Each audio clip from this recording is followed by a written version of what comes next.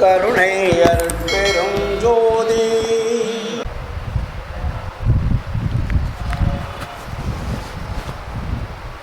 அருட்பெரும் ஜோதி அருட்பெரும் ஜோதி தனிப்பெரும் கருணை அருட்பெரும் ஜோதி.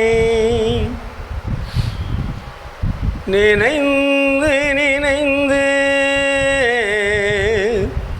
உணர்ந்து உணர்ந்து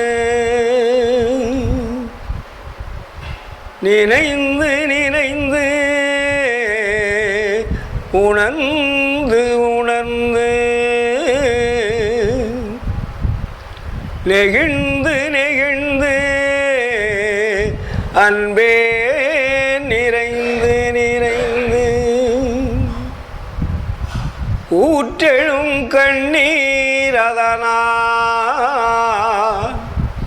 உடம்பு நனைந்து நனைந்து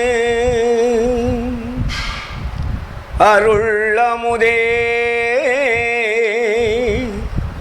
நன்னிதியே ஞான நடத்தரசே என்னுரிமை நாயகனே என்று என்னுரிமை நாயகனே என்று வனைந்து வனைந்து ஏத்துதும் நாம் வம்மின் உலகியலி மரணமிலா பெருவாழ்வில் வாழ்ந்திடலாம் கண்டி புனைந்துரையேன் பொய் புகழேன் சத்தியம் சொல்கின்றேன். பொற்சபையில் சிற்சபையில் புகும் தருணம் இதுவே புகும் தருணம் இதுவே புகும் தருணம் இதுவே. அருட்பெரும் ஜோதி அருட்பெரும் ஜோதி தனிப்பெரும் கருணை அருட்பெரும் ஜோதி. ஆன்மநேய ஒருமைப்பாட்டு உரிமையுடைய சகோதர சகோதரிகளே, உங்கள் அனைவருக்கும் நன்றி கலந்த வணக்கத்தையும் வாழ்த்துக்களையும் தெரிவித்துக் கொள்கிறேன்.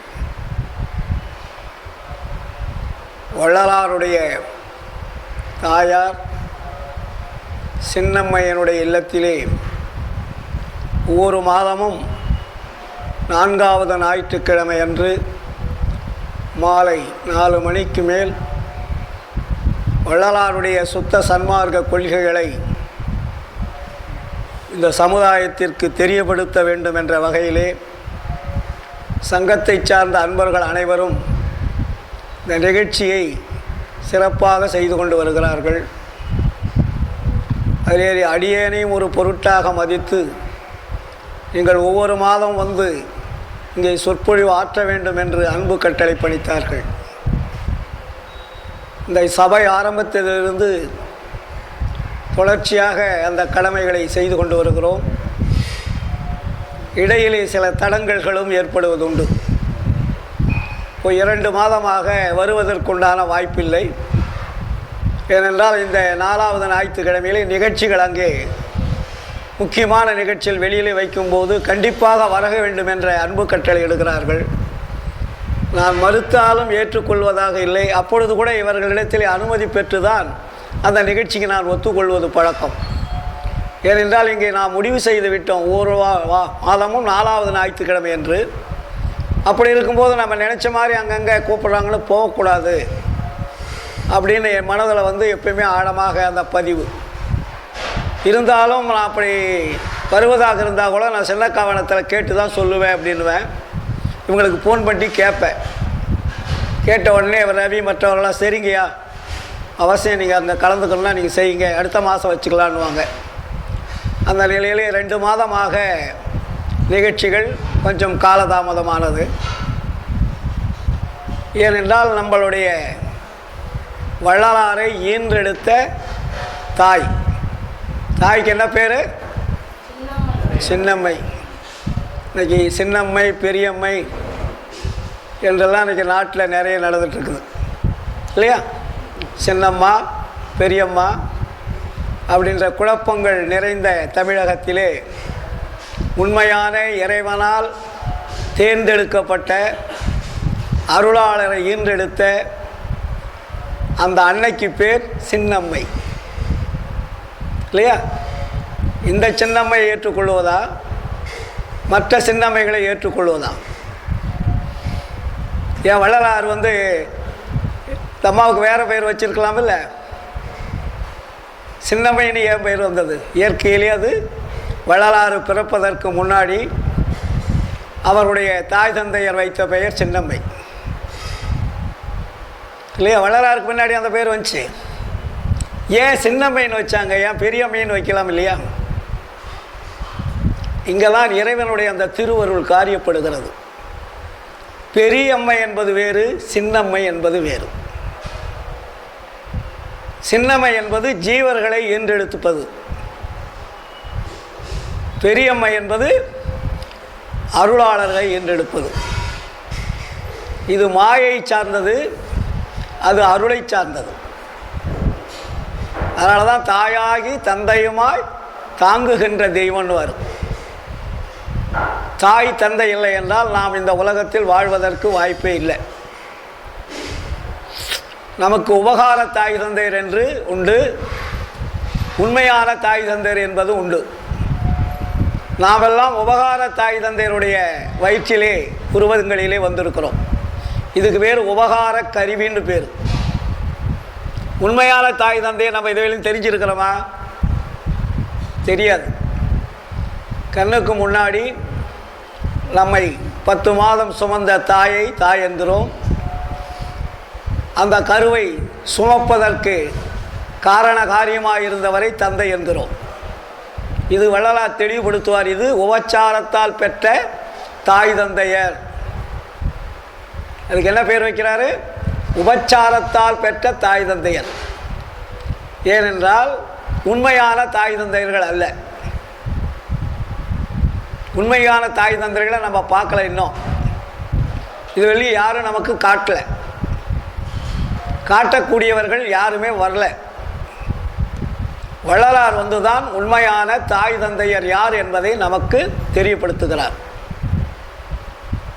இதுவரையிலையும் தந்தை இல்லாத, தாய் இல்லாத அனாதைகளாக தான் நாம் வாழ்ந்து கொண்டிருக்கிறோம்.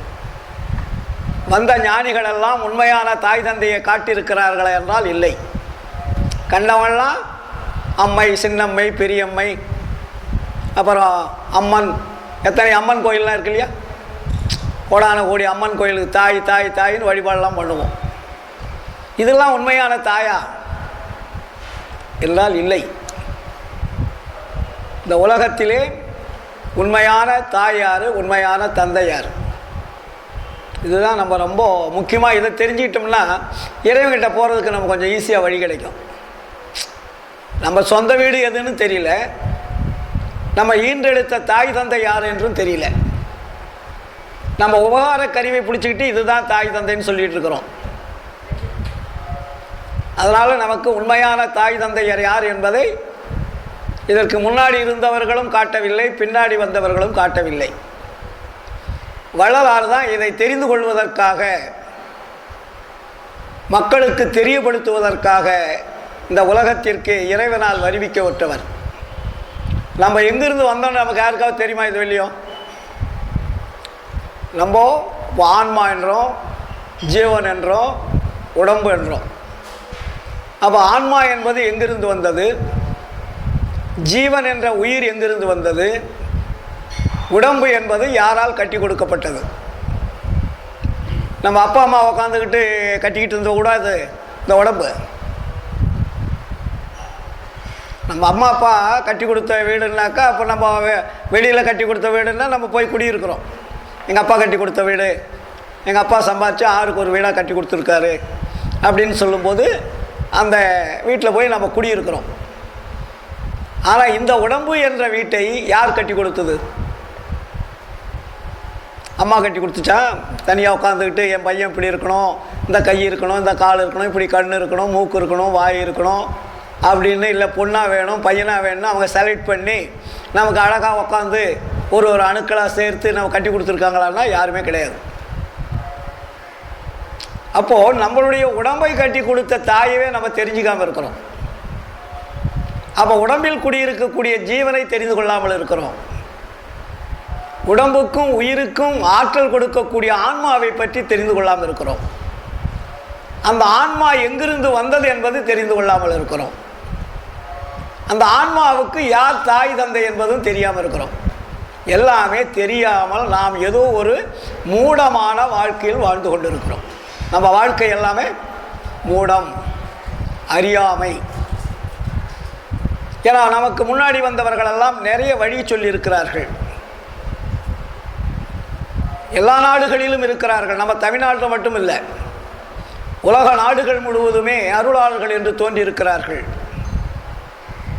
நம்மளுடைய நாட்டிலும் நிறைய அருளாளர்கள், சித்தர்கள், யோகிகள், ஞானிகள் எல்லாம் தோன்றியிருக்கிறார்கள்.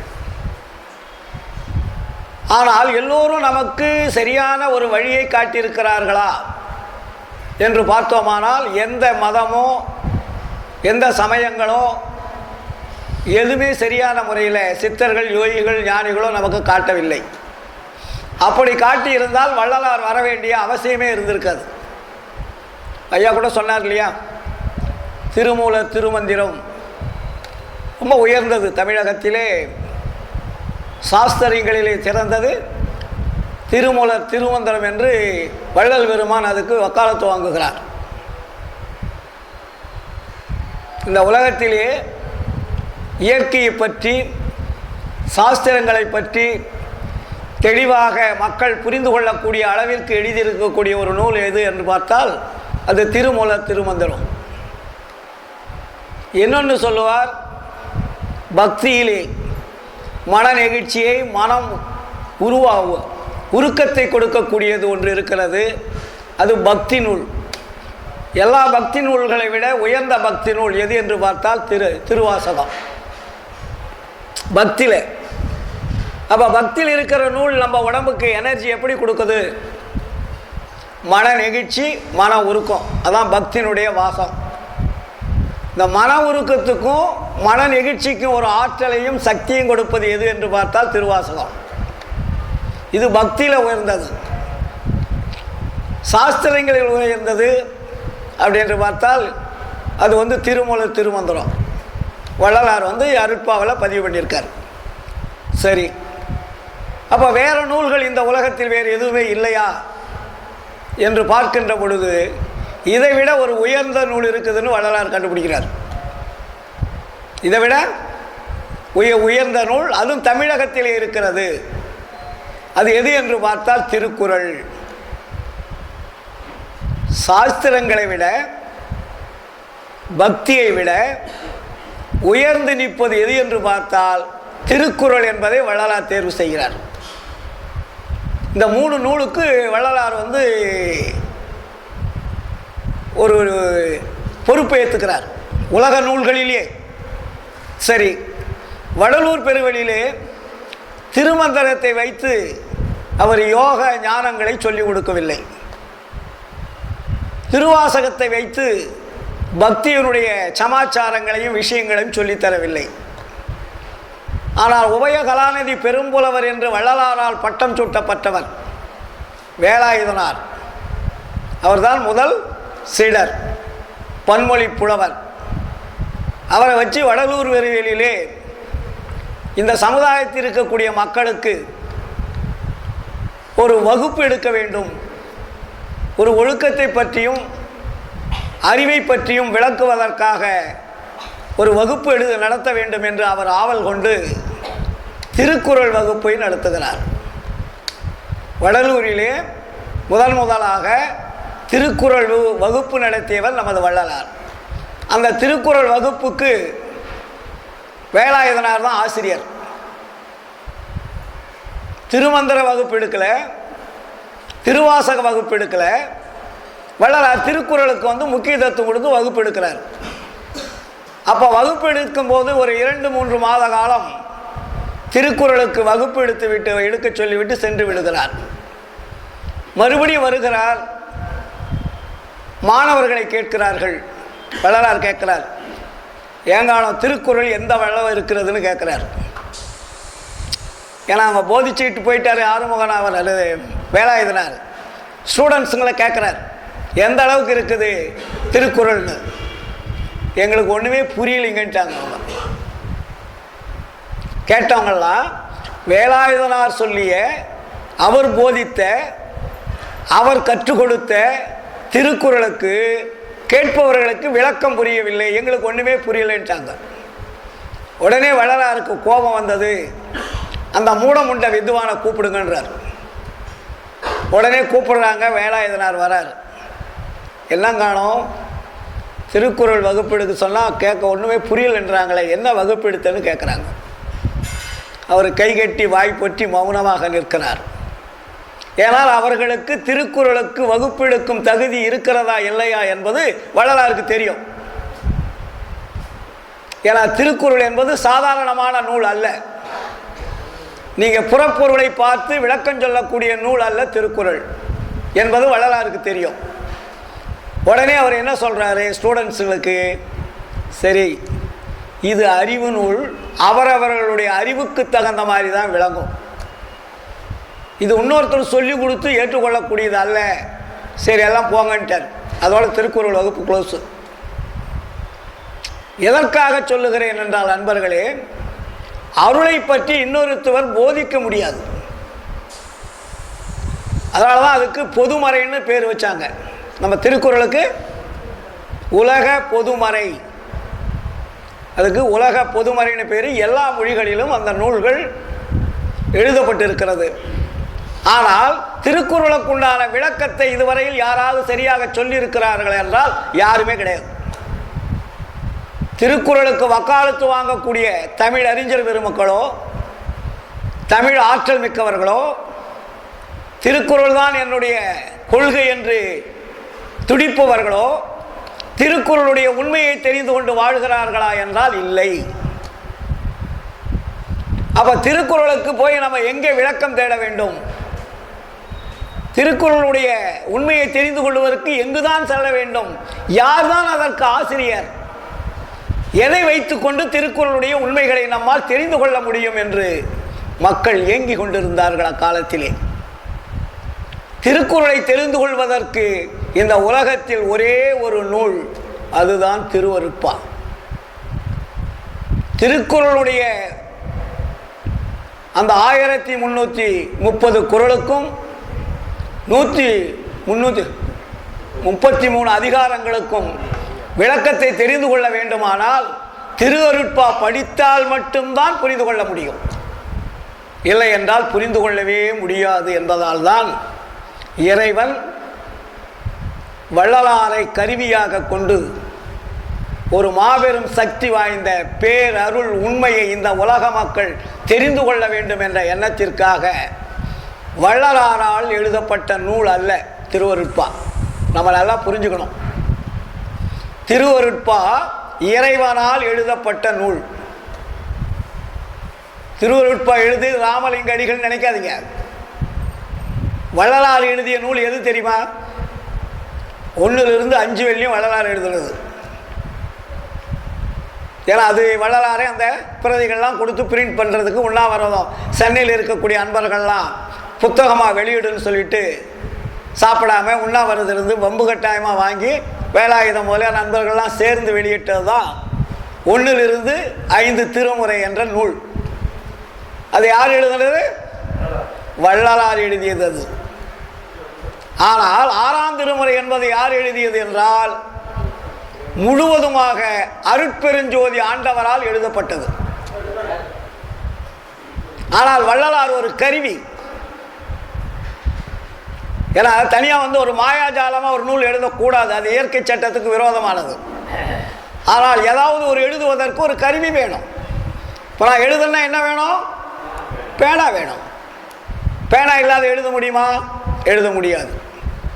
ஆனால் இறைவனுடைய வாக்குமூலத்தை பெற்று இந்த உலக மக்களுக்கு உண்மையை தெரிவிக்க வேண்டும் மனிதன் மனிதனாக வாழ்ந்து இறைநிலையை அடைய வேண்டும். இதுவரையிலே இறைநிலை அடைந்தவர்கள் யார் என்பது உலக மக்களுக்கு தெரியாமல் இருக்கிறது. இறந்தவர்களை பற்றி இருப்பவர்களுக்கு தெரியவில்லை, இருப்பவர்களை பற்றி இறந்தவர்களுக்கு தெரிவதில்லை. இப்படிப்பட்ட ஒரு சமுதாயமாக, ஒரு வாழ்க்கை முறைகளாக நாம் வாழ்ந்து கொண்டிருக்கிறோம். ஆனால் வள்ளலார் அதனால தான் இந்த உலக மக்களுக்காக உண்மையை புரிந்து கொள்ள வேண்டும் என்ற பெருங்கருணையினால் 6ஆம் திருமுறையை இறைவனால் வள்ளலார் என்ற ஒரு கருவியை கொண்டு எழுதி வைக்கிறார். அதனால தான் வள்ளலார் அதை வெளியிடலை. 6ஆம் திருமுறை வள்ளலாரால் வெளியிடப்படவில்லை. ஏனென்றால் காலம் சரியில்லை.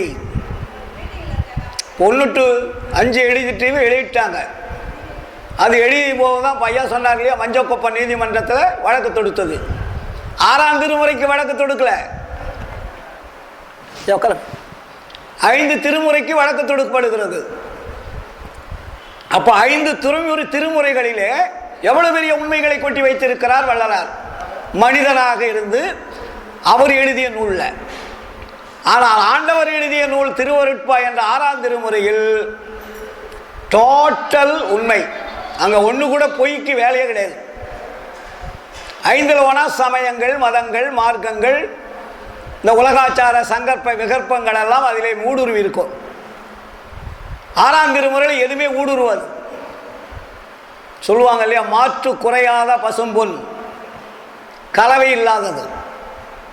அந்த கலவை இல்லாத ஒரு மெய்ப்பொருள் விளக்கத்தை உலக மக்களுக்கு வள்ளல் பெருமான் 6ஆம் திருமுறையை எழுதி வைக்கிறார். இன்னொரு ரகசியம், 1லிருந்து 5 திருமுறை எழுதுறாரு.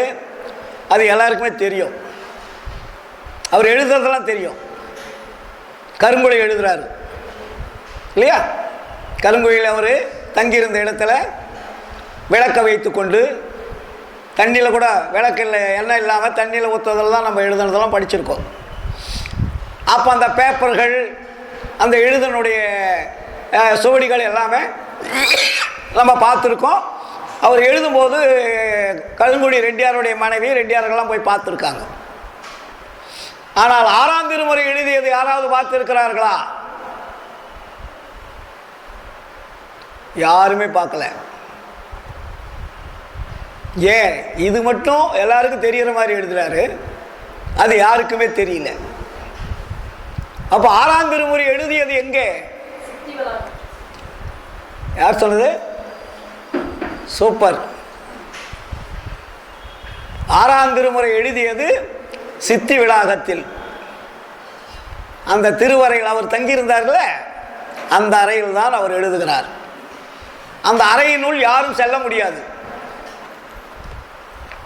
கருங்குழி வீட்டில் விளக்கு வேணும், எண்ணெய் வேணும், திரி வேணும், சொம்பு வேணும். சித்தி வளாகத்தில் யாராவது கொண்டு போய் விளக்கோ எண்ணெயோ சொம்போ ஏதாவது வைத்திருக்கிறார்கள் வரலாறுகள் இருக்கா? இன்னும் வள்ளலாரை பற்றி நாம் புரிந்து கொள்ள வேண்டியது அளவில் அடங்காமல் இருக்கிறது. இறைவனை பற்றி எழுதுவதற்கு, இறைவனே வந்து எழுதுவதற்கு வெளிச்சம் தேவையில்லை, விளக்கு தேவையில்லை, திரி தேவையில்லை, அகல் தேவையில்லை, எண்ணெய் தேவையில்லை. இதை நம்ம முதல் புரிஞ்சுக்கணும். மனிதன் எழுதுவதற்கு எல்லாம் தேவை, இறைவன் வந்து எழுதுவதற்கு எதுவும் தேவையில்லை. எல்லாமே அவர்.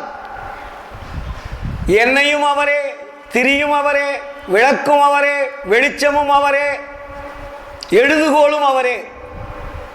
ஆதலால் அதற்கு எதுவுமே தேவையில்லை. அப்படிப்பட்ட ஒரு அற்புதமான அருள் நூலை எழுதியது இறைவன். எழுதிய இடம் சித்தி விளாக திருமாளிகை என்ற அந்த திருவரை. அங்குதான் 6ஆம் திருமுறை எழுதப்படுகிறது. அந்த 6ஆம் திருமுறை எழுதுகின்ற பொழுது வள்ளலார் எப்படி இருக்கிறார் தெரியுமா? அவருக்கு ஒளி தேகம், சுத்த பிரணவ ஞான தேகத்தில் எழுதியது நூல் 6ஆம் திருமுறை. அன்பர்கள் தெரிந்து கொள்ள வேண்டும். 5 திருமுறை எழுதியது ஜீவதேகம். ஜீவதேகம் என்பது வேறு, ஞான தேகம் என்பது வேறு. இறைவன் வந்து எழுதுகின்ற பொழுது ஜீவதேகத்தில் வந்து எழுதுவாரன்னா எழுத மாட்டார், வரமாட்டார். நீ உயிருடன் இருக்கின்ற பொழுது இறைவன் அங்கு வரமாட்டார். உயிர் இல்லாமல் ஒளியாக மாறுகின்ற பொழுது இறைவன் வருவார். அதனாலதான் அதுக்கு ஒளி தேகம்னு பேரு. அப்ப வள்ளல் பெருமான் ஒளி தேகத்தை பெற்றுக்கொண்டு பிறகு 6ஆம் திருமுறை எழுதுகிறார். இதுக்கு என்ன அத்தாரிட்டி? கதிர்வேல் அத்தாரிட்டி அல்ல, 6ஆம் திருமுறை அத்தாரிட்டி. ஞானசரியில வள்ளலார் அதற்கு சரியான விளக்கத்தை தருகிறார் இல்லையா? நான் உரைக்கும் வார்த்தையெல்லாம் நாயகந்தன் வார்த்தை. இது என்னுடைய வார்த்தை அல்ல. 5 திருமுறையில் அப்படி சொல்லியிருக்காரா? இல்லை. 6ஆம் திருமுறையை சொல்றாரு, நான் உரைக்கும் வார்த்தையெல்லாம் நாயகந்தன் வார்த்தை. நம்புமினோ நமரங்கால் நற்றருணம் இதுவே, வானுரைத்த மணிமன்றில் நடம்புரி எம்பெருமான் வரவெதிர்கொண்டு அவரணருளால் வரங்களெல்லாம் பெறவேன். தேனுரைக்க உலவினிக்க எழுகின்றேன், நீ விரலாம் தெரிந்து அடைந்து என்னுடன் எழுமின் சித்தி பெறலாகும். நீங்க என் கூட வந்தீங்கன்னா என்ன கிடைக்கும்? சித்தி கிடைக்கும். ஏன் உரைத்தேன்? இரக்கத்தால் எடுத்துரைத்தேன். யான் அடையும் சுகத்தினை நீ விரலாம் அடைதல் குறித்தேன். நான் எழுதியது என்று நினைத்து விடாதீர்கள். இந்த 6ஆம் திருமுறை என்ற அருள் நூல் அருட்பெருஞ்சோதி ஆண்டவரால் எழுதப்பட்டது. எனக்கு அருளையும் ஆற்றலையும் கொடுத்து என்னுடைய உடம்பை சித்தி என்பது நிலை சேர்ந்த அனுபவம். பிரிக்கிறாருங்க. முத்தி என்பது வேறு, சித்தி என்பது வேறு. முத்தி என்பது 300 சாதன, அது பக்தி நூல்கள், யோக நூல்கள்.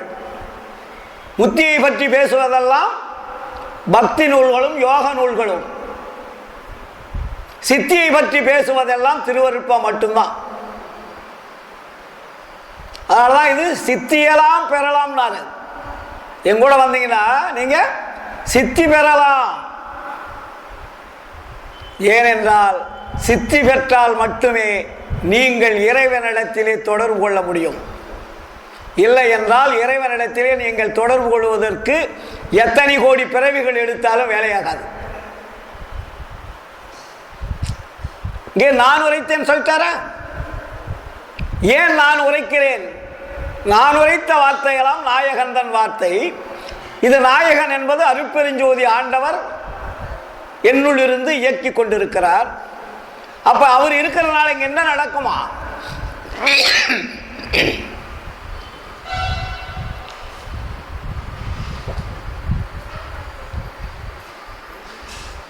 அருட்பெருஞ்சோதி ஆண்டவரை எழுத சொல்றதுனால என்ன நடக்குமா? உண்மை உண்மை உரைக்கின்றேன். நான் எழுதுனா உண்மை இருக்காது, முன்னாடி இருந்ததுல சிலதெல்லாம்.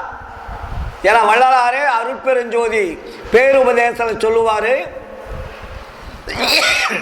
நான் எழுதியது மற்றவர்கள் எழுதியதையும் சபைக்கு கொண்டு வந்தால் அதுவே சாட்சி சொல்லும். ஏனென்றால் இப்பொழுது என்னுடைய அறிவு அண்டங்களுக்கும் அப்பாலே சென்று கொண்டிருக்கிறது. நீங்கள் கேட்பீர்கள் என்று எனக்கு தெரியும்.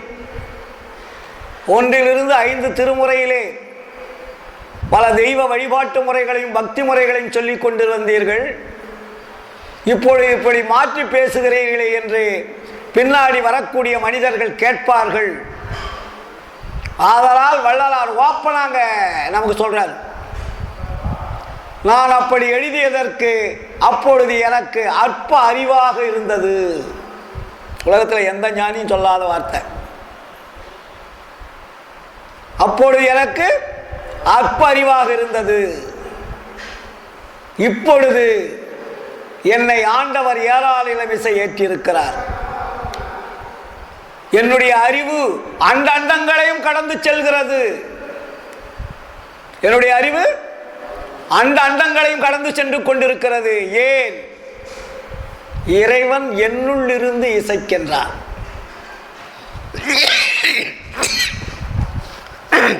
அதனாலதான் இங்க உண்மை உரைக்கின்றேன் உவந்தடைமீன் உலகீர் உரையதனில் சந்தேகித்து உளறி அழியாதீர். உண்மையில எல்லாரும் உண்மை சொல்லியிருந்தா அந்த வார்த்தை சொல்லியிருப்பாரா? உண்மை உரைக்கின்றேன் உவந்தடைமீன் உலகீர் உரையதனில் சந்தேகித்து உளறி அழியாதீர். என்மையினால் என நினையீர் எல்லாம் செய் வல்லால் என்னுள் அமர்ந்து இசைக்கின்றான். நான் சொல்லல, இப்ப யார் சொல்லிட்டு இருக்காரு? எல்லாம் செய் வல்லான் என்னுள் அமர்ந்து இசைக்கின்றான். இதை கேள்வின் நீவீர். தன்மையோடு சுத்த சிவ சன்மார்க்க நெறியில் சார்ந்து விரைந்து ஏறுமினோ சத்திய வாழ்வழிக்க கண்மை தரும் ஒரு பெருஞ்சீர் கடவுள் என புகழும் கருணை நிதி வருகின்ற தருணம் இதுதானே. ஆண்டவரை வருவார்னு சொன்னவர் வள்ளலார் தான். மற்றவங்களாம் அப்படி சொல்லியிருக்காங்களா? ஆண்டவர் என்னை தேடி வரப்போறாரு, அவர் வரும்போது நீங்களும் என்ன மாதிரி இருந்தீங்கன்னா உங்களுக்கும் அந்த அருள் கிடைக்கும் அப்படின்னு ஆண்டவர் வர்றதை சொன்னவர் வள்ளலார். எப்போ வர போறாருன்னு ஒரு 1000 ஒரு 200 பதிகங்கள் எழுதியிருக்கார். அனுபவ மாலை, அருள் விளக்க மாலை, வரம்பில் இன்பம், இதெல்லாம் எந்தெந்த நேரத்தில் என்னை வணந்து என்னை வந்து அணைந்து கொள்ள போகிறார், ஆட்கொள்ள போகிறார் என்ற அந்த காலம் நேரத்தை எல்லாம் குறித்து வைத்திருக்கிறார் வள்ளலார். ஆனால் எவ்வளவு பெரிய ஒரு பொக்கிஷத்தை உலகம் இதுவரையில் எடுத்து சொல்லாத, இதுவரையில் உலகம் கண்டிராத ஒரு மாபெரும் சக்தி வாய்ந்த அருள் பேராற்றலை மனிதன் எப்படி அனுபவித்துக் கொள்ள வேண்டும், அனுபவிக்க வேண்டும் என்பதை மிக தெளிவாக வள்ளலார் நமக்கு சொல்லியிருக்கார். உலகத்தில் எந்த வரலாறுகளிலும் கிடையாது. நாமெல்லாம் கொடுத்து வச்சோங்க. இந்தியாவில் எத்தனை கோடி மக்கள் இருக்காங்க? 730 கோடிக்கு வந்துருச்சு இல்லையா? 130 கோடி. ஆமாம், உலகத்தினுடைய மக்கள் தொகை 780 கோடி என்னவா? நம்ம இந்தியாவினுடைய மக்கள் தொகை 130 கோடியை நெருங்கி கொண்டிருக்கிறது. இந்த 130 மக்களுடைய நெருக்கத்திலே அந்த அருளை பற்றி பேசுவதற்கு, அருளை பற்றி நினைப்பதற்கு, அந்த சப்தத்தை கேட்பதற்காக ஒரு குறிப்பிட்ட மக்கள் தான் இருக்கோம். நம்ம இன்னும் அனுபவிக்கல. நம்ம யாருமே இன்னும் அந்த பொக்கிஷத்தை, அந்த நன்னிதியை நாம் யாருமே அனுபவிக்கல. இப்படி இருக்குதுன்றத செவிக்கு மகிழ்ச்சியா கேட்டுட்டு இருக்கோம். நானும் அப்படித்தான். நான் ஒன்றும் பூரணமா என்ன அனுபவிக்கல. ஆனா எங்க இருக்கிறது என்பதை இடத்தை தெரிந்து கொண்டோம். எப்படி தமிழ்நாட்டில் வந்து 3 அதுக்கு என்ன சொல்றது, வருமான அதிகாரி 3 செக்ஷன் இருக்க, சிபிஐ ஒன்று, வருமான வரி அதிகாரி ஒன்று, அமலாக்கத்துறை ஒன்று. இந்த 3 எங்கெங்க இருக்குதுன்னு குடிக்கிறதுக்கு வந்துட்டாங்கல்ல. தமிழ்நாட்டில் நமக்கு தெரியாட்டியும் கூட இந்த 3 துறைகளுக்கு எங்கெங்க இருக்குதுன்னு தெரியும். அவங்க எங்கே இருந்தாலும் கூட அந்த நெட்வொர்க் எங்கெங்க பதுக்கல் படங்கள், கள்ளக்கடத்த படங்கள், வரி ஏய்ப்பு படங்கள் இருக்கிறது என்பதை தெரிந்து நம்மளுக்கு பக்கத்து வீட்டுக்காரனையும் வந்து அரெஸ்ட் பண்றாங்க. நமக்கு இதுவரையும் தெரியல. புரியுதுங்களா? அப்போ இருக்கின்ற இடம் அவர்களுக்கு தெரிந்து விட்டது. அதை பிடிப்பதற்கு தயங்கி கொண்டிருந்தார்கள். சூழ்நிலை, நேரம், காலம் வருகின்ற பொழுது அதை கவ்விக்கொண்டு செல்லுகிறார்கள். இப்பொழுது அதுபோல அருள் என்பது இருக்கிற இடம் தெரிந்து கொண்டோம், அதை நாம் கவ்வுவதற்கு இன்னும் தயாராக இல்லை. அதை நம்ம அனுபவிக்கணும். இல்லை, பொருள் இருக்கிறத பிடிக்கிறாங்க, அருள் இருக்கிறத பிடிக்கணுமா இல்லையா? பொருள் இருக்கிறத மனிதன் எங்க இருந்தாலும் பிடிச்சிடலாங்க. நான் அடிக்கடி சொல்றது உண்டு, பொருள் ஒரு குறிப்பிட்ட காலத்திற்கு மேல் அந்த பொருள் அவனை காட்டி கொடுத்துரும். பொருளுடைய தன்மை நிறைய பேருக்கு தெரியாது. ஒரு லிமிட்டுக்கு மேல அந்த பொருள் போயிட்டே இருந்துன்னு வச்சுக்க, மற்றவங்க காட்டி கொடுக்க வேண்டியதில்லை, அந்த பொருளை அவனை காட்டி கொடுத்து விடும். அந்த பொருளுக்கு அவ்வளவு பெரிய ஒரு சக்தி இருக்குன்னா அப்ப அருளுக்கு எவ்வளவு இருக்கும்? அப்ப பொருள் படைத்தவன் எல்லாம் இன்றைக்கு எங்க போறான்? ஜெயிலுக்கு போறான். ஜெயிலுக்கு போறது முன்னே ஹாஸ்பிட்டலுக்கு போறான், உடம்பு சரியில்லைன்னு. அதுக்கப்புறம் தான் ஜெயில். அப்போ இந்த பொருளை வைத்துக் கொண்டு இந்த உலகத்தை எந்தெந்த வகையில் ஏமாற்றி இருக்கிறார்கள் மனித சமுதாயத்தை. வெட்கக்கேடு இல்லையா?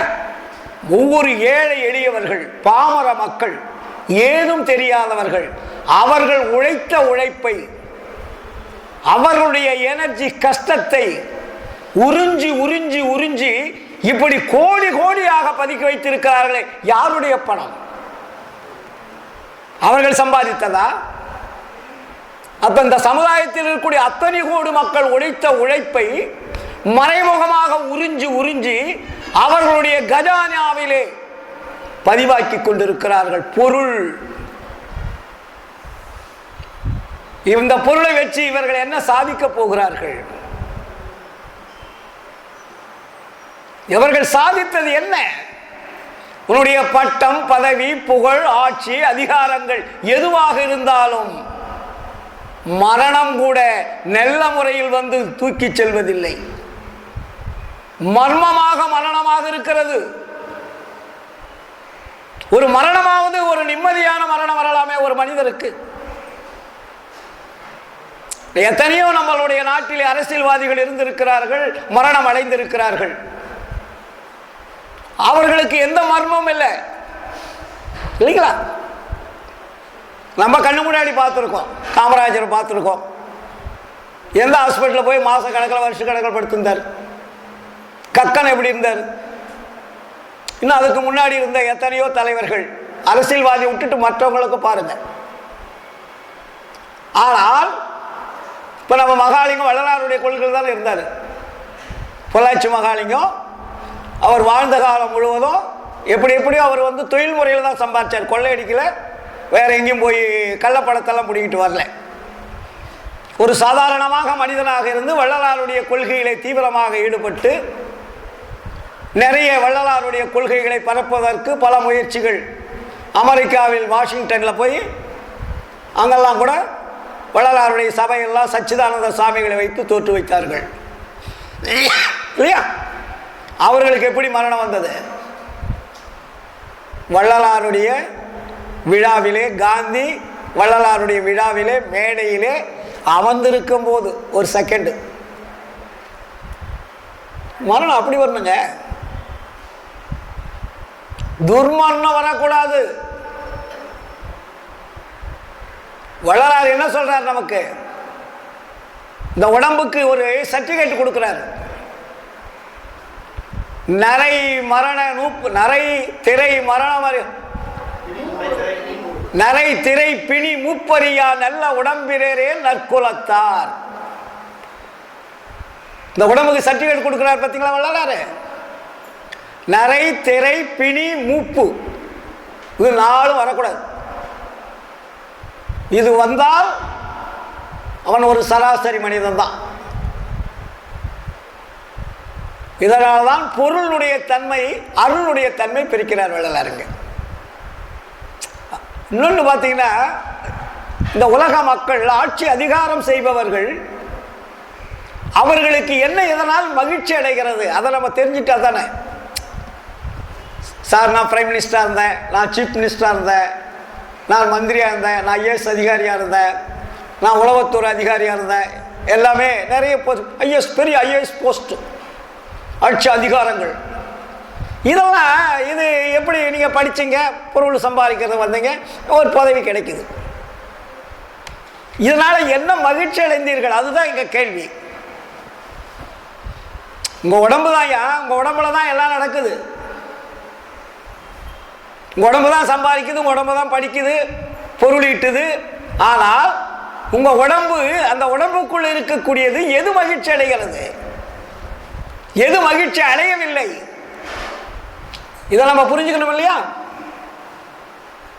அப்பனுடைய பட்டம், பதவி, புகழ், ஆட்சி, அதிகாரம் எல்லாம் வள்ளலார் இங்கு அழகா பதிவு செய்கிறார். கரணமிக கழிப்புறவே கடல் உலகும் வானும் கதிபதி என்று ஆளுகின்றீர் அதிபதியீர் நீவீர். இந்த உலகத்தில் அதிபதியா இருந்து ஆட்சி செஞ்சுட்டு இருக்கிறீங்க. எதை எதை? கடலை கூட ஆள்றீங்க, வானத்தை ஆள்றீங்க, மக்களை ஆள்றீங்க, பூமியை ஆள்றீங்க, நீரை ஆள்றீங்க, எல்லாத்தையும் ஆட்சி செய்யறேன்னு சொல்றீங்க. இன்னைக்கு அதிகமான குற்றம் எங்கிருந்து வந்தது? மணல் கொள்ளை. பூமியில் தானே வர்றாங்க. ரெட்டிக்கிட்டே கோடான கோடி பணம்னுடைய அந்த கருப்பு பணம்லாம் எங்கிருந்து வருது? பூமி கொத்தி கெடுக்கிறது. இந்த ஏரியா பூரா நான் தான், இதுக்கு அமௌண்ட் வச்சுக்கோ, நான் இஷ்டம் போல எடுத்துக்குவேன், உனக்கு வர பர்சன்டேஜ் வந்து மீதி வரலாம் முறை எனக்கு. இதைத்தான் வள்ளலார் சொல்லுகிறார்.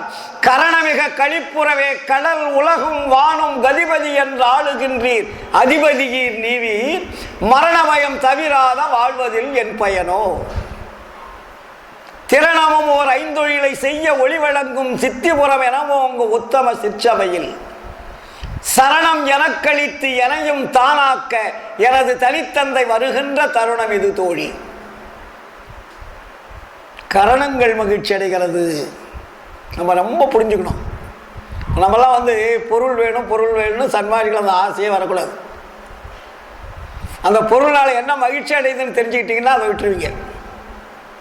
கரண மகிழ்ச்சி அடையுதுன்றார் வள்ளலாருங்க. பொருள்னால எது மகிழ்ச்சி அடைகிறது? கரணங்கள். கரணங்கள்னா என்ன? மனம், புத்தி, சித்தம், அகங்காரம். இந்த எல்லையோட அது முடிஞ்சிட்டு அந்த மகிழ்ச்சி உள்ள போறதில்ல. உள்ள என்ன இருக்கு? ஜீவன். ஜீவன் என்ற உயிர் இருக்கு. அதுக்கு மேல என்ன இருக்கு? ஆன்மா. இந்த ரெண்டு மகிழ்ச்சி அடையுதுன்னா அடையாது. பொருளால இந்திரியமும் கரணமும் மட்டும்தான் மகிழ்ச்சி அடையும். ஏன்னா இந்திரியம் வந்து கருவிகள். இது மகிழ்ச்சி அடைகிறதுல பிரயோஜனம் இல்லை. தோற்றம் புறத்தில் வந்து அந்த உருவங்களுக்கு ஒரு மகிழ்ச்சியான தோற்றம் கிடைக்கும். ஆனால் மகிழ்ச்சி அடைவது எது என்றால் கரணங்கள்.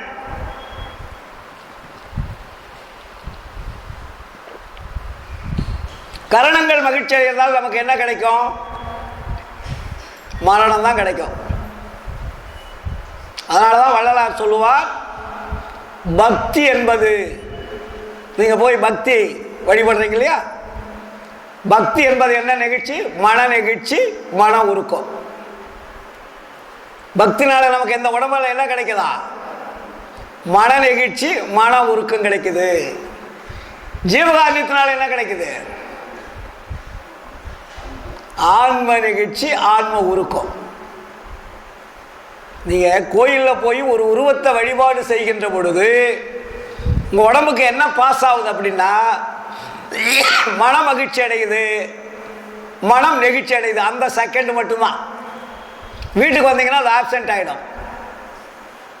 கோயிலுக்கு மட்டும் கொஞ்சம் நல்லா கையில் ஒரு பையை எடுத்துக்கிட்டு வெத்தலை பாக்கு, சூடம், தேங்காய் பழம், எண்ணெய், அது இதெல்லாம் வாங்கிட்டு போய் அப்படியே ஸ்டைலாக, அது கூட இப்போலாம் கோயிலில் போகிறது கூட பக்தியில் யாரும் போகல. எல்லாமே அது ஒரு டைம் பாஸிங்கும் ஒரு உல்லாச பயணம் மாதிரி ஒரு ஸ்டைல். அன்றைக்கி தான் வீட்டில் இருக்கிற சேலைகள்லாம் வெளியே வரும் கோயிலுக்கு போகிற அன்னைக்கு. அப்போ நீட்டாக நம்ம கட்டிக்கிட்டு அழகாக ட்ரெஸ் பண்ணிக்கிட்டு, அப்போ வந்து செயின் போடுறதுலேருந்து இது முடி எந்தெந்த அளவுக்கு ஸ்டைல் பண்ணுறது, அப்புறம் யார் நம்மளை பார்க்குறதுக்கு தோழிகள்லாம் கூட வேணும். என் சேலையை நீ பார்க்கணும், உன் சேலையை நான் பார்க்கணும், எது நல்லா இருக்கு நீ நல்லா இருக்குன்னு இந்த குசலை விசாரிச்சுக்கிட்டே போவாங்க. கோயில் மேலே பக்தியாக போகிறதில்ல, அவங்க வீட்டில் இருக்கக்கூடிய ஆடை அலங்காரங்கள், நகைகள், அவங்க கையில் வச்சிருக்கக்கூடிய கூடை, அதில் இருக்கக்கூடிய பொருள்கள், இதெல்லாம் அவங்க ஸ்டைலுக்கு தகுந்த மாதிரி அவள் என்னென்ன கொண்டு வந்தால் நம்ம என்னென்ன கொண்டு போகிறோம். அப்போ அந்த பக்தி என்பது கூட தன்னுடைய புகழ்ச்சிக்காகவும் தான் மற்றவர்கள் நம்மை கவனிக்க வேண்டும் என்பதற்காகவும் அந்த வழிபாட்டு முறைகளுக்கு செல்லுகிறோமே தவிர உண்மையான பக்தியில் யாரும் செல்வதில்லை. டோட்டலாக கிடையாது. அங்கே போனோடனே நீங்கள் என்ன பண்ணுறீங்க, அவன் ஏதோ ஒருத்தர் உட்காந்துருப்பான் பூனலை போட்டுக்கிட்டு, அந்த ஆளுகிட்ட கொண்டு போய் கொடுத்துருவீங்க. அவங்க என்ன பண்ணுவாங்க, உங்கள் அங்கே தட்டமெல்லாம் வாங்கி ஒரு பக்கமாக வச்சுட்டு அவர் ஏதாவது ஒன்று மணி அடிச்சுட்டு பேசுவார். நீங்கள் எல்லாம் கை கூப்பி வணங்குவீங்க. அப்போ தான் தாடையில் போட்டுக்குங்க. அது வெளியும் தாடையில் போட்டுக்கிறது கிடையாது. அவர் உள்ளே இருக்கிறவர் மணி அடிச்சுட்டு விபூதி அங்கே காட்டும் போது உடனே 2 பேரும் இப்படி பார்த்தோம், இப்படி அந்த ஆக்ஷன் பார்க்கணும். கோயிலில் போய் பாருங்கள், ஒருத்தர் அந்த இடத்துல என்னென்ன ஆக்ஷன் பண்ணுவாங்க தெரியுங்களா? பொம்பளைங்களாக இருக்கட்டும், ஆம்பளைங்களாக இருக்கட்டும். அப்புறம் வலம் வர்றத வேலை, வலதுபுறமாக போகணுமா இடதுபுறமாக போகணுமா, அப்படிலாம் ஒரு சுற்றிட்டு அதுக்கப்புறம் இன்னொன்று என்னென்ன சின்ன சின்ன சிலைகள்லாம் இருக்குது, அந்த சிலைகள்லாம் சுற்றிட்டு அதுக்கப்புறம் ஒரு 9 சிலைகளை வச்சுருப்பாங்க வெளியே முன்னாடி. அதுக்கு என்ன பேர்? நவகிரகம். அப்போ அந்த நவகிரகத்தையும் ஒரு சுற்றிட்டு கடைசியில் எல்லாம் போக வேண்டாம், கொஞ்ச நேரம் கோயிலில் உட்காந்துட்டு தான் போகணும் அப்படின்னு கொஞ்ச நேரம் உட்காருவாங்க. அப்போ கொஞ்ச நேரம் உட்கார்றதுக்குள்ளேயே ஊர் கதையை பேசுவாங்க. அங்கே சாமி கதையும் மற்ற கதையும் பேச மாட்டாங்க. அந்த உட்கார நேரமாவது இறை சிந்தனையோடு இருப்பாங்களா? அந்த உட்கார நேரத்தை கூட இந்த உலக கதையும் ஊர் கதையும் பேசிட்டு அப்புறம் கொஞ்சம் கொஞ்சமாக எழுந்திரிச்சு வெளியே வந்து அவங்க வீட்டுக்கு போயிடுங்க. இதுதான் பக்தி. இந்த பக்தியில் என்ன உங்களுக்கு கிடைக்குது? ஒரு டைம் பாஸு, ஒரு நல்ல சேலை கட்டிட்டு போயிருக்கிறீங்க, நகை போட்டு போயிருங்க, நட்பு, உங்களை சுற்றி இருக்கக்கூடிய தெரிஞ்சவங்க கூட பழகி வந்துருக்கீங்க, அவ்வளோதான். அப்புறம் மறுபடியும் அப்போ வெள்ளிக்கிழமை வருமா, அமாவாசை வருமா, கிருத்திகை வருமா, பௌர்ணமி வருமா, மறுபடியும் அந்த நாளுக்கு என்னென்ன துணிமணிகள் எடுத்து கட்டிட்டு போகலான்ற ஒரு உணர்வு தான் நமக்கு வரும். இதுக்கெல்லாம் பேர் பக்தின்னு பேர். இந்த பக்தினால் நமக்கு கிடைக்கக்கூடியது மன நெகிழ்ச்சி, மன உருக்கம், அவ்வளோதான். அதுக்கு மேலே அங்கே கிடைக்காது. ஆனால் வள்ளலார் சொன்னது, உங்களுடைய ஆன்மா நெகிழ்ச்சி அடையணும், ஆன்மா மகிழ்ச்சி அடையுது, ஜீவன் மகிழ்ச்சி அடையணும். ஜீவன்னா உயிர், ஆன்மா என்றால் ஒளி, இந்த உடம்பை இயக்கக்கூடிய ஒளி. அந்த ஒளி மகிழ்ச்சி அடைவதற்கு நீங்கள் என்ன பண்ணணும்? ஜீவனுக்கு மகிழ்ச்சி கொடுக்கணும். வெரி சிம்பிளுங்க. சன்மார்க்கம் என்பது ஏதோ ஒரு பெரிய ஒரு புரியாத புதிரா நினைச்சுக்கிட்டுலாம் இருக்காதீங்க. எங்க நம்ம ஐயா உட்காந்தாங்க போயிட்டாங்க, அப்படியா? அப்போ வள்ளல் பெருமான் ஜபம், தியானம், யோகம் இதெல்லாம் நமக்கு இதுக்கு முன்னாடி சொல்லி கொடுத்துருந்த சமய மதவாதிகள்லாம் நமக்கு சொல்லி கொடுத்துருந்த வழிபாட்டு முறைகள். அதில் பார்த்தீங்கன்னா சரியில் ஒரு 4, கிரியில் 4, யோகத்தில் 4, ஞானத்தில் ஞானம், நன்னாங்க 16 வழிகளை நமக்கு சொல்லியிருக்காங்க.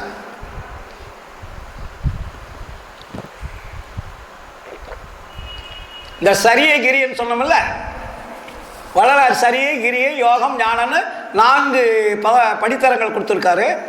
இந்த 4லையும் 4 வகையான உட்கூறுகள் இருக்கு. அப்போ நன்னாங்க எவ்வளோ? 16 படித்தரங்கள் இருக்கு.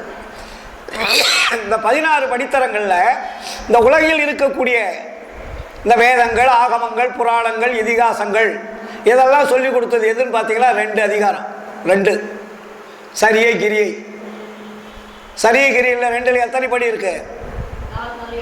8. சூப்பர், நல்லா தெளிவாக இருக்காங்க. 8 படிகள் இருக்கு. அப்போ அதுக்கு மேலே 4 படி இருக்கு. என்ன படி இருக்கு? யோகம். யோகத்தில் 4 படிகள் எது? யோகத்தில் யோகத்தில் என்னென்ன இருக்கு? யோகத்தில் சரியை, யோகத்தில் கிரியை, யோகத்தில் யோகம், யோகத்தில் ஞானம். இந்த 4 படிகள் வருது இல்லையா யோக நிலையில்? இந்த 4ல் யோகத்தில் ஞானம் சொன்னோம்ல, இதுதான் திருமூலர். ஐயா சொன்னார் இல்லையா, திருமூலர் திருமந்திரம் என்பது யோகத்தில் ஞானம். அதுக்கு மேலே யாருமே எல்லையை கடக்கலை. கடந்த மாதிரி சொல்லுவாங்க ஞானம் ஞானம்னு. ஞானத்துக்கு யாரும் போகல, யோக நிலையில் இருந்திருக்காங்க. இந்த 3 நிலைகளுக்கும் 3 விதமான தோற்றங்கள் உண்டு. அதுக்கு பேர் தான் கர்ம சித்தர், யோக சித்தர், ஞான சித்தர்னு பேர். அதை வள்ளலார் தான் வந்து அழகாக பிரிக்கிறார். அதுக்கு லாபத்தை 3 கொடுத்தார். இம்மை இன்ப லாபம், மறுமை இன்ப லாபம், பேரின்ப லாபம். அதே மாதிரி வாழ்க்கையை 3 பிரித்தார். இம்மை இன்ப வாழ்க்கை, மறுமை இன்ப வாழ்க்கை, பேரின்ப வாழ்க்கை. அவர் அந்த 3 வாழ்க்கையும் 3 வாழ்க்கை முறைகளுக்கும் 3 தேகங்கள் எப்படி மாறும்னு சொன்னார். சுத்த தேகம், பிரணவ தேகம், ஞான தேகம்.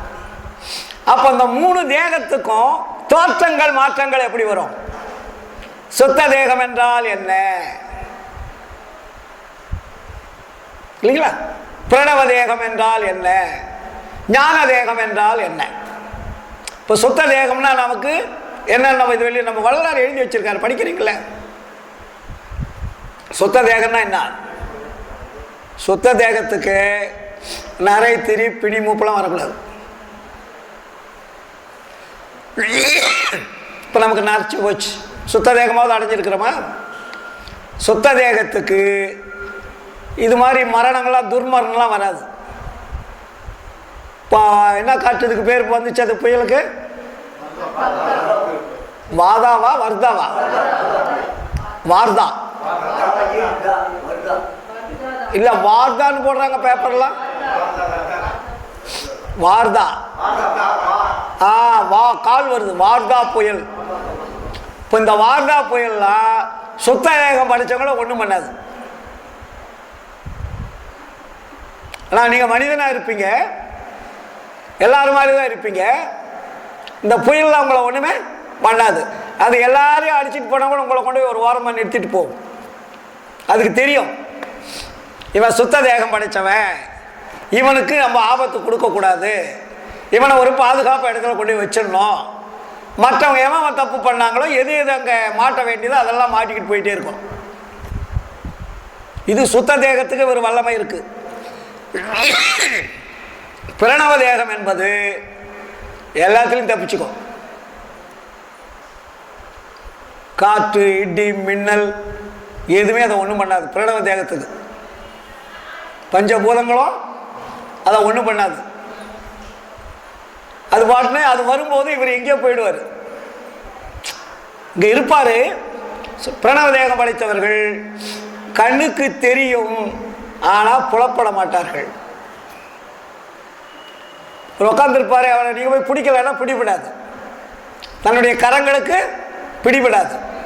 இப்போ அதே மாதிரி இந்த பஞ்சபூதங்களுக்கும் அது பிடிபடாது. புரியுதுங்களா? பல பஞ்சபூதங்கள்னால வர்றதுதான் நமக்கு ஆபத்து.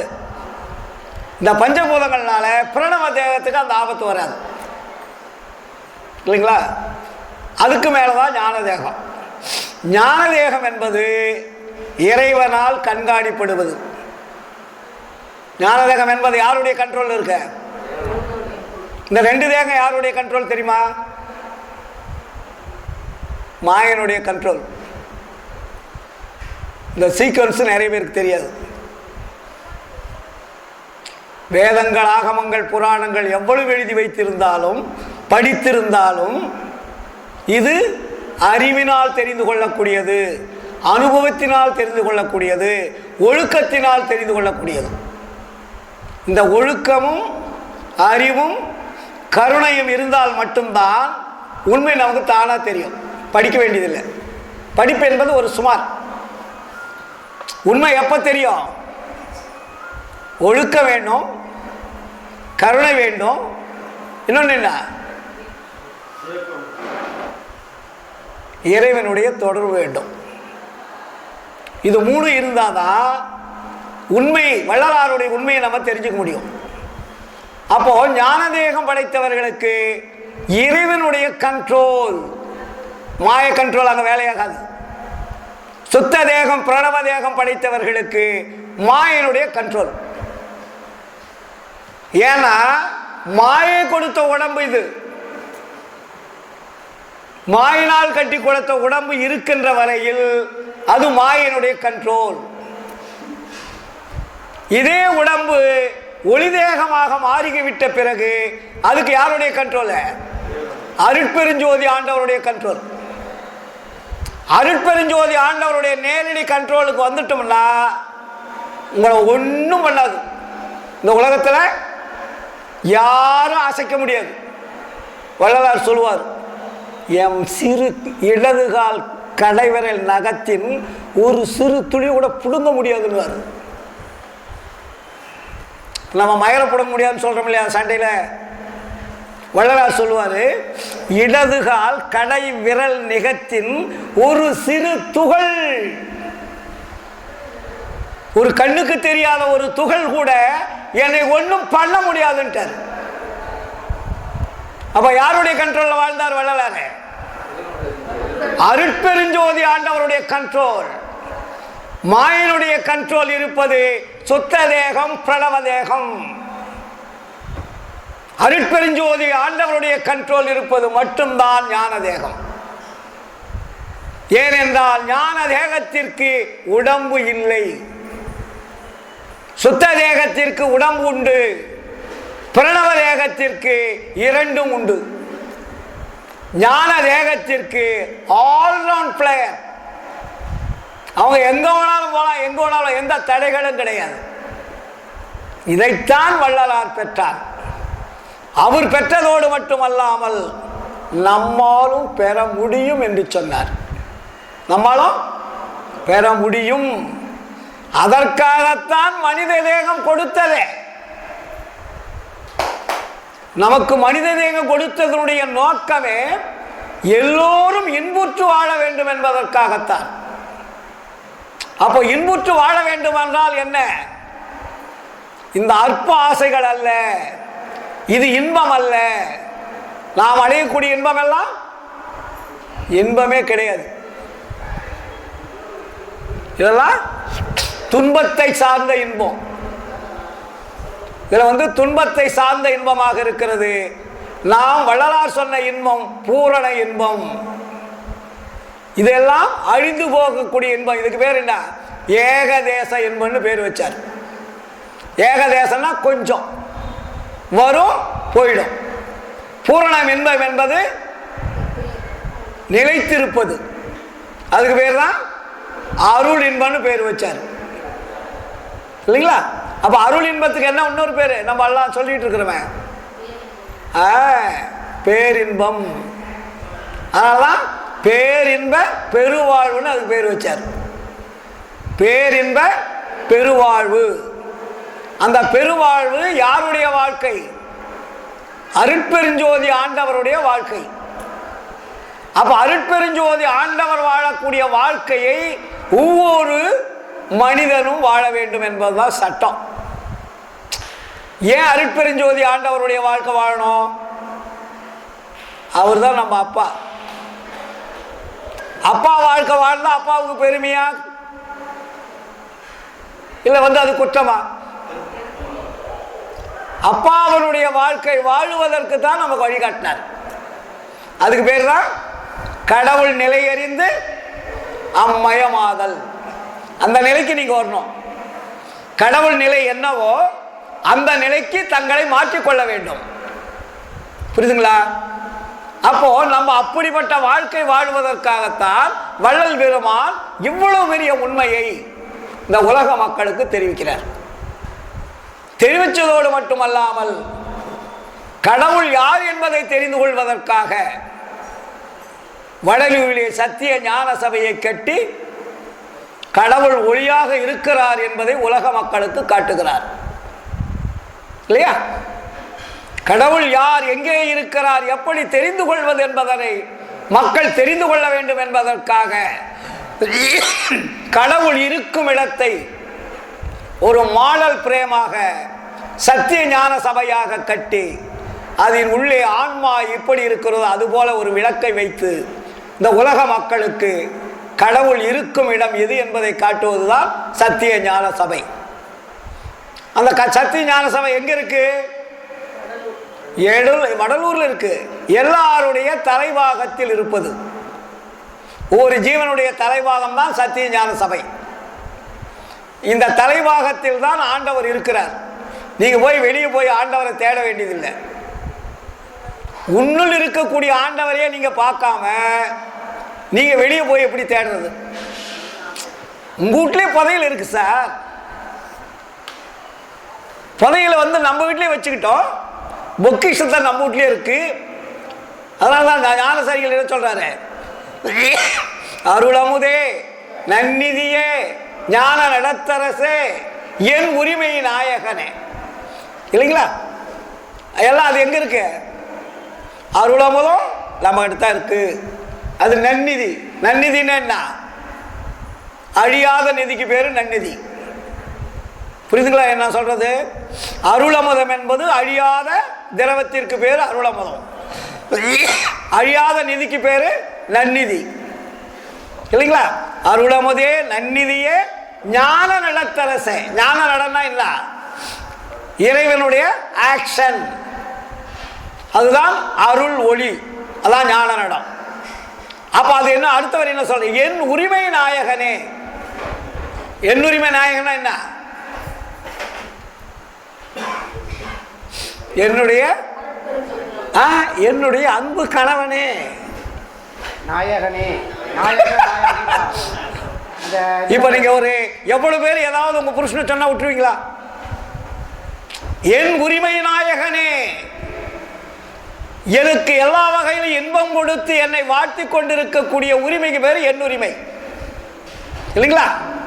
நம்ம ஒரு கணவன் மனைவி ஒன்றோட ஒன்று இணைந்து விட்டால் அது உரிமைன்னு பேர். உரிமைன்னா என்ன? இணைத்தலுக்கு பேர் உரிமை. நீங்க அம்மா வீட்டில் இருக்கிற வெளியே உரிமை கிடையாது. கல்யாணம் பண்ணிட்டா என்ன வந்துடுது? உரிமை. அப்பதான் உரிமை கொடுக்கப்படுது. எல்லாரையும் கூட்டி திருமணம் வச்சு நம்ம 2 பேருக்கு ஒரு உரிமை உண்டாக்குவதற்கு நமக்கு அவளுக்கு ஒரு தொடர்பு ஏற்படுறது தான் மங்கல்யம் கட்டி நமக்கு சடங்கெல்லாம் வச்சிருக்காங்க. ஆனா அதெல்லாம் பெரிய சடங்கு அல்ல. நம்ம காதலிக்க வேண்டியது யாரு தெரியுமா? அருட்பெருஞ்சோதி ஆண்டவரை நாம் இடைவிடாது காதலிக்க வேண்டும். அதனால்தான் என் உரிமை நாயகனே என்று வணைந்து வணைந்து ஏத்துது நாம் வம்மின் உலகியடி மரணமிலா பெருவாழ்வில் வாழ்ந்திடலாம் கண்டீர்.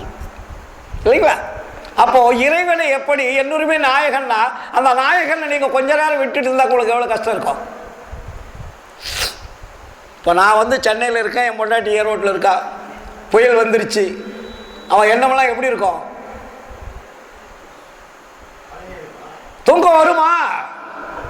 சென்னை போனாரு, எந்த இடத்துல இருக்காரோ, போன் இல்லை, ரேடியோ இல்லை, டிவி இல்லை, எந்த கனெக்ஷனும் இல்லை, எந்த இடத்துல இருக்கிறாரோ, வீட்டுக்கு போனாரா, வெளியில் இருக்கிறாரா, மழையில் சிக்கிக்கிட்டாரா, காரில் சிக்கிக்கிட்டாரா, ட்ரெயினில் பாதையில் நிற்கிறாரா, அந்த உணர்வுகள், அந்த எண்ண அலைகள் அவர்களுக்கு.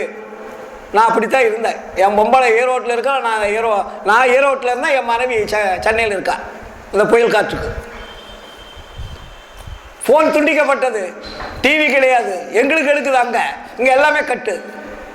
இந்த அம்மா வசதியாக வீட்டுக்குள்ளே தான் இருக்கிறாங்க, அது எனக்கு தெரியும். இருந்தாலும் சென்னை நிலவரம் என்ன என்று தெரிந்து கொள்வதற்கு தொடர்பு இல்லை. ஆனால் துடிச்சுக்கிட்டு இருக்கிறோம். அப்புறம் எப்படி 2 நாள் கழித்து தான் தொடர்பு கிடைச்சது. அதுபோல இறைவனை நாம் இடைவிடாது தொடர்பு கொள்ள வேண்டும். இப்போ நண்பர் கூட கேட்டார், இதுவரையில் நம்மளுடைய சுத்த சன்மார்க்க நிலையில் இப்போ நம்ம வள்ளலார் நமக்கு சொல்லிக் கொடுத்து எத்தனை வருஷம் ஆச்சு? 1874 கணக்கு போடுங்க, பிறந்ததெல்லாம் கணக்கு போடாதீங்க. 150 தாண்டி ஆயிடுச்சு. 150 வருஷத்துல இதுவரையும் யாரும் மரணமிலா பெருவாழ்வுக்கு வரல. இது எல்லாரும் இப்போ கேள்வி கேட்க ஆரம்பிச்சிட்டாங்க. 180 வருஷம் தான் ஆயிருக்கு. வள்ளலார் சொன்ன மாதிரி யாராவது வாழ்ந்திருக்காங்களா?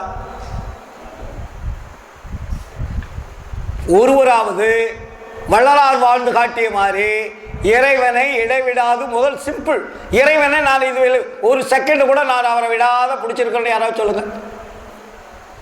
அவங்க நம்ம அன்பர்கள் என்ன பண்றோம்? நேரம் கிடைக்கின்ற பொழுது சங்கங்களை அமைத்து ஜீவகாருண்ய பணி செஞ்சிட்டு இருக்கிறோம். அது எல்லா சங்கமும் அது செய்யுது. எல்லா இடங்கள்லையும் ஓரளவுக்கு வள்ளலாருடைய உண்மை கொள்கையை தெரிந்து ஒரு சங்கத்தை வைத்து நாம் எல்லோருமே அவர்களால் முடிந்த உதவியை செய்து வரவர்களுக்கு சாப்பாடு போடுறோம். அதில் யாரும் எந்த தப்பும் இல்லை. பசித்தவர்களுக்கு உணவிடுவது தான் சன்மார்க்கத்தினுடைய ஆணிவேறு. அருவி விளங்கிய ஜீவர்களுக்கெல்லாம் ஜீவகாருண்யமே மோட்ச வீட்டின் திறவுகோள்னாரு. அப்போ அந்த அறிவு விளங்கிய ஜீவர்கள்னா என்ன? உண்மை தெரிந்தவர்கள்னு அர்த்தம். வள்ளலார் சொன்ன உண்மையை அறிந்து கொண்டவர்கள், புரிந்து கொண்டவர்கள், இறைவனுடைய அருளை பெறுவதற்குண்டான ஒரு வழியை தெரிந்து கொண்டவர்களுக்கு பேரு அறிவு விளங்கிய ஜீவர்கள்னு பேரு. புரியாதவருக்கு சொல்லலை. அப்ப அந்த அறிவு விளங்கிய ஜீவர்களுக்கெல்லாம் ஜீவகாருண்யமே கடவுள் வழிபாடு. இதை புரிச்சுட்டீங்க. ஆனா இதுல 2 வள்ளலார் சொல்லுவார். புற ஜீவகாருண்யம் ஒண்ணு, அக ஜீவகாருண்யம் ஒண்ணு. நீங்க புறத்துல ஜீவகாருண்யம் பண்றீங்க, உங்களுடைய அகத்துக்கு என்ன பண்ணியிருக்கிறீங்க? அதுதானே இப்போ சார் சொல்றாரு, யோக நிலையெல்லாம் சொல்லி கொடுக்குறேன், திருமூலர் சொன்ன யோக நிலைகள் அப்படின்னு அவர் அந்த திருமூலருடைய கருத்துக்களை சொல்றார். அப்போ உங்களுடைய அகத்தை நீங்கள் தூய்மைப்படுத்துவதற்கு, அகத்தில் இருக்கக்கூடிய உயிரை காப்பாற்றுவதற்கு நான் முதலே சொல்லியிருக்கிறேன், ஜீவகாருண்யம் என்பது இந்திரிய ஒழுக்கத்தையும் கரண ஒழுக்கத்தையும் கட்டுப்படுத்துறது. நல்லா ஞாபகம் வச்சுங்க. ஜீவகாருண்யத்தினால் என்ன கிடைக்கும் உங்களுக்கு? இந்திரிய ஒழுக்கம் கரண ஒழுக்கம் அது கட்டுப்பாட்டுக்கு வரும். மற்றவர்களை மகிழ்ச்சி செய்விக்கின்ற பொழுது உங்களுடைய இந்திரிய கரணங்கள் மகிழ்ச்சி அடையும். ஆனா ஜீவன் என்ற உயிருக்கு என்ன கொடுத்துருக்கிறீங்க? ஆன்மாவுக்கு என்ன செஞ்சிருக்கிறீங்க? இல்லையோ? வள்ளலார் நமக்கு சொல்றாரு, என்ன சொல்றாரு? நான் மறந்தேன் எனினும் என்னை தான் மறவான் எனது நாயகன் என்று ஆடுகின்றேன். இதுவரையில் ஊன் மறந்தேன், உயிர் மறந்தேன், உன்னை மறந்தறியேன், மறந்தால் உயிர் விடுவேன், கனம் தறியேன், ஆளை நும்மாளை. உன்னை மறந்துட்டுனா என் உயிர் இருக்காதுன்றார். ஒரு செகண்ட் கூட நான் உன்னை மறக்க மாட்டேன். ஏன்? நீ என்னை மறக்காமல் இருக்கிறாய் என்பதை நான் தெரிந்து கொண்ட பிறகு நான் எப்படி உன்னை மறப்பது?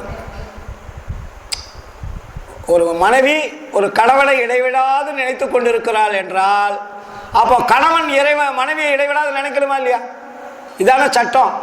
அப்படி நினைக்கலாம் என்ன ஒரு வீட்டில் சண்டை தானே வரும். ஒரு கணவன் எப்படி ஒரு மனைவி கணவனை இடைவிடாது நினைவிலே வைத்துக் கொண்டிருக்கிறாளோ, அதே போல் கணவனும் மனைவியை இடைவிடாது நினைத்துக் கொண்டிருந்தாதான் ரெண்டும் அங்க சங்கமம் கரெக்டா இருக்கும். ஒருத்தர் நினைச்சுக்கிட்டு இருக்கிறது ஒருத்தர் எங்க போனாலும் சுத்தம் இருந்துச்சுன்னா அங்க கனெக்ஷன் வருமா?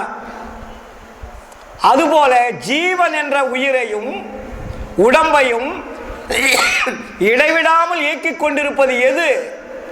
அதுதான் ஆன்மா என்ற ஒளி. அது உங்களை ஒரு செகண்டாவது மறக்குதா? அது உங்களை விட்டு சென்று விட்டால் என்ன நடக்கும்? இந்த உடம்புக்கு உயிர் இயங்குமா? உடம்பு இயங்குமா?